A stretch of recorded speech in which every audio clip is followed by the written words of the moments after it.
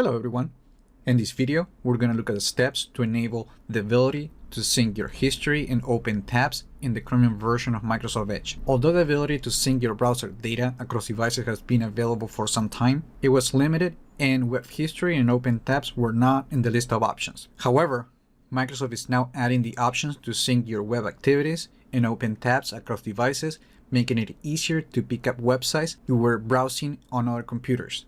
But you need to enable these options manually. So if you want to sync your sites you visited and open tabs across all your devices, do the following. Open Microsoft Edge, then open the settings page, then go to Profiles, and then click on Sync. And here you will see two new options, History and Open Tabs. The only thing you need to do is just to turn them on.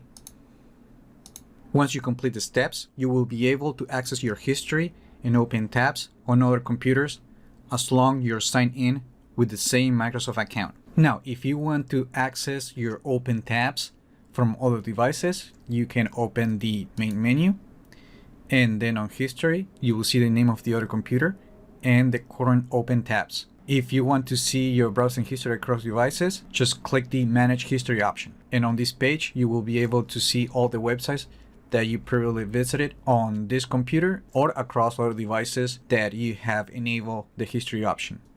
These new features will be soon be available for everyone, but at the time of this recording, they're only available on the Dev and Canary testing channels.